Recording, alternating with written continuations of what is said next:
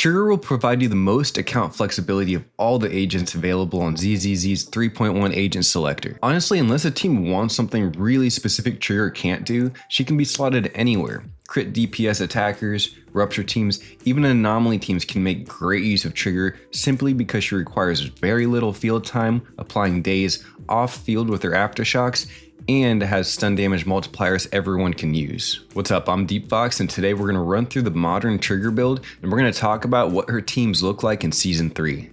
Alright, quick kit review so that we can go ahead and build her and talk about teams. So first I want to highlight her core skill here. So first off, you see Trigger is really only providing stun damage multiplier and then increased days, and then she has impact baked into her core skill. So you'll see immediately she's not providing anything that modern stunners are doing that's incredibly novel. She's not providing extended stun windows or attack percent multipliers, anything like that. It's pretty much standard stunner business that we'd expect from a Season 1 stunner, which is solid, but also the reason why she might feel a little underwhelming in the current meta.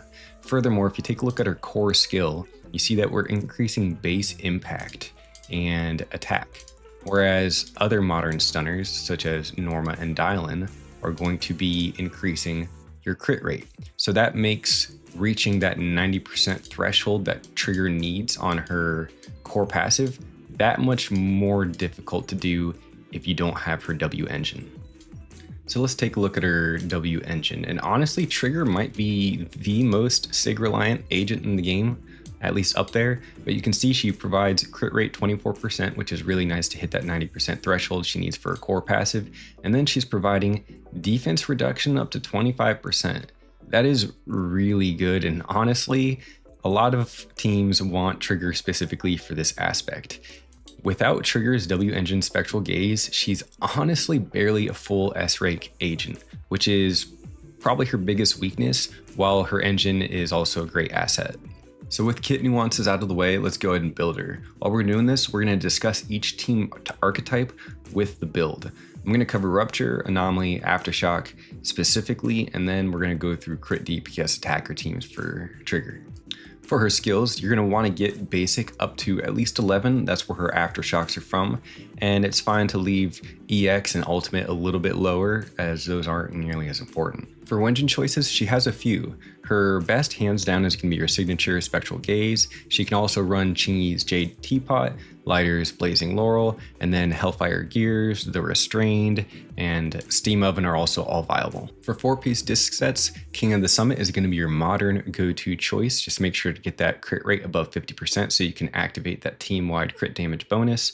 Other viable options are going to be Shadow Harmony, Shockstar Disco is still viable, and then more niche options like Protopunk or Astral Voice if you've got a specific team setup that you want to play with that. On your 2-piece, you go either Woodpecker Electro if you're trying to get that crit rate up to 90%, or Shockstar works fine too if you can reach that crit rate without the Woodpecker set.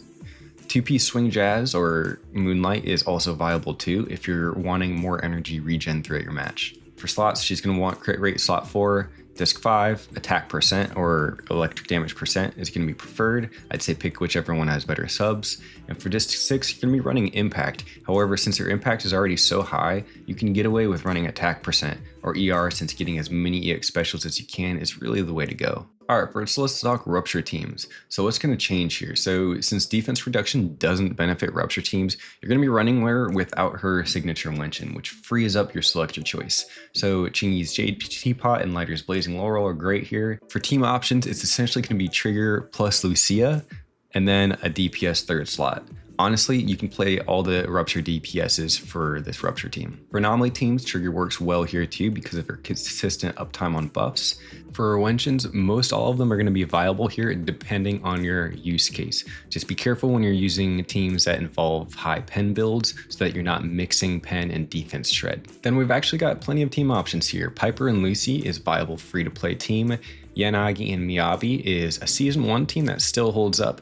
Yanagi Astra works well too. And then I've also found that the more modern Alice and Yuzuha and Arya and Sana teams are good with Trigger as well. Alright, let's do Aftershock teams. First, how well is Aftershock holding up in Season 3?